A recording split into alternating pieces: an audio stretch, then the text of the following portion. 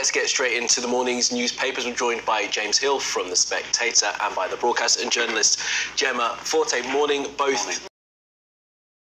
It's nice and early. It's not that early anymore. Let's get straight on. Okay, so we're going to start, Gemma, I think, with you. Front page of the FT. It's in a bunch of the papers, though. It's about President Biden. It is indeed. So it's a little bit like the elephant in the room. And this is all because there's been a special counsel report. Probably worth saying that Robert Hur, who made this report, is a registered Republican. And by Trump in 2017. Correct, exactly. And within this report, he casts the US President Biden as, wait for it, a well-meaning elderly man with a poor memory, which just doesn't sum up sort of what you perhaps want from the leader of the free world: strong, commanding, you know, in charge, on it kind of thing. Let's be honest, I feel incredibly uncomfortable at times when I'm watching Biden. You know, he is an elderly man. There's no getting away from that. However, Trump isn't that much younger, 3 years younger. I mean, on the one hand, you've got Trump, who incited a coup, guilty of sexual abuse. Every time he makes a speech right now, I feel uncomfortable for other reasons, mainly because he's talking in a very authoritarian terms of talking about wielding his powers.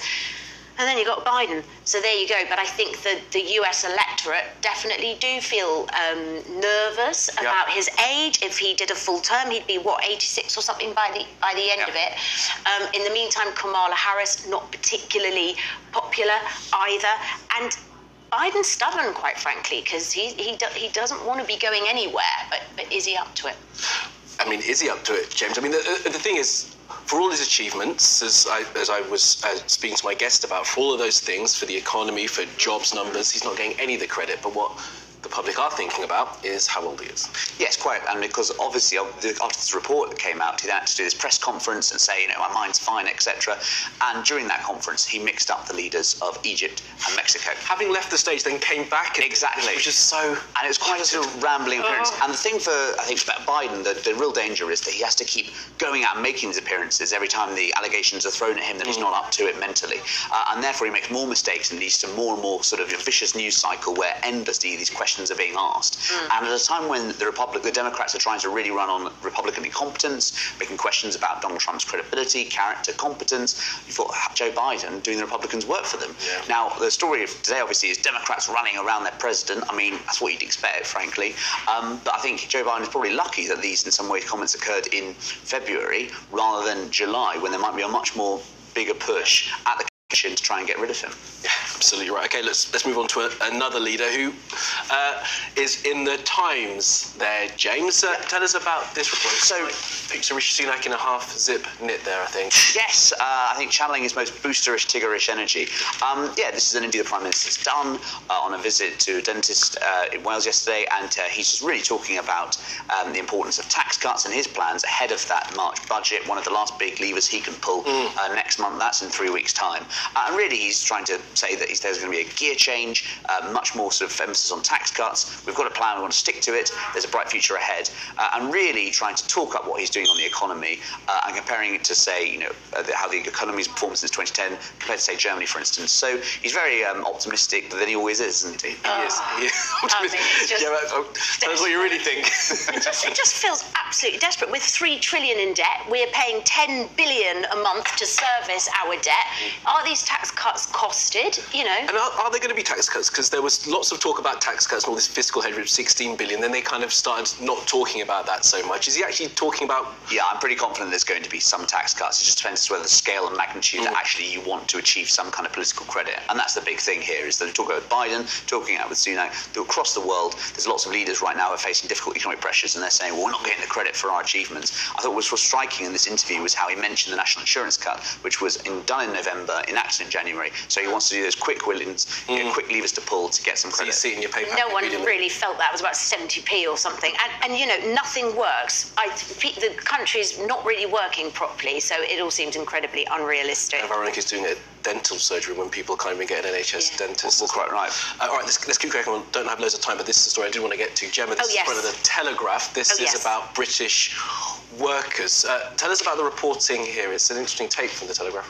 So it's just looking at how many millions of people have dropped out of work, and we currently have, I think, about 9 million people not working for various reasons. And in fact, we're calling many of them economically inactive as opposed to unemployed, because especially post-pandemic, a lot of people post-50 chose to stop working. Work wasn't really working for them. So obviously we've got a lot of lost tax receipts. We've got higher welfare spending as well. We have got a lot of sick people on benefits, and a lot of people caring as well for other family members or whatever. We have no social, of course, or not very much social care in this country. So lots of reasons why people aren't working, and as a result, employers are having to turn to foreign workers. Abroad, right? Take back control, everybody. And this is what's so fascinating about this, isn't it, James? Because it's this pressure that the government has to make sure they bring in to actually have people working, but being seen, as Gemma says, to make sure they're taking back control and giving British jobs to British workers. Well, quite right, and I think that's the thing, is that we've had a big debate within the Conservative Party on migration. Labour have sort of rode in and said they want to bring down numbers overall, 672,000 at 12 months to June 2023. And how much more can you get in terms of foreign labour? Obviously, within the Conservative Party and elsewhere, there are calls to invest more in the domestic workforce. The problem is that that kind of investment takes years, a decade or so, to train up a domestic workforce. And frankly, as you were saying there, a lot of British workers just simply don't seem to be going for those jobs. So these are big, intractable problems for the British economy. And also, I don't want to age all of us around the table, I feel like this is the conversation that's always been had about British workers not wanting to do certain jobs and having to get workers from or not being skilled to do them, except that with the European workers who don't come over anymore, they were coming over perhaps for 3 months and then they would go back home, many of them anyway. And of course now, we've kind of stopped that line of labour, and so we're going much, much further afield. I was listening to a farmer talking about going to Afghanistan to find workers to make a vineyard here in the UK. So it'll be interesting to see how the visa changes affect all that, because obviously they've raised it from 26,200 to 38,700. Yeah, and then you've got to pay those workers an amount that employers can't afford. Exactly. All right, that's the serious stuff. Let's have something to smile about. Let's skip on to page 13 of the Mail, and yes, something about... This is the big scandal of the day. This is Lord Bethell, 5th Baron Bethell, former Public Health Minister during COVID, raised the latest new iniquity to afflict the British people, which is these new cream eggs, which are inside the Domino's cookie. Inside a cookie? Yes, so basically Domino's have these cookies which go along with their pizzas, etc., and they have a full cream egg inside them. And basically Lord Bethell, in sort of terms reserved for a kind of apocalyptic nightmare, is talking about them and saying that these cream eggs are harmful, disgusting. These are serious corporate food companies. What are they thinking? This is disgusting. Egg inside a cookie. The board should be ashamed of themselves. It's not illegal, but it's harmful. Wow. And you think, Jim, you're shouting at cream eggs. It's very aerated. Cream eggs are a little bit too sweet for me. At this time of the morning, actually, to be fair, that does make me feel quite sick.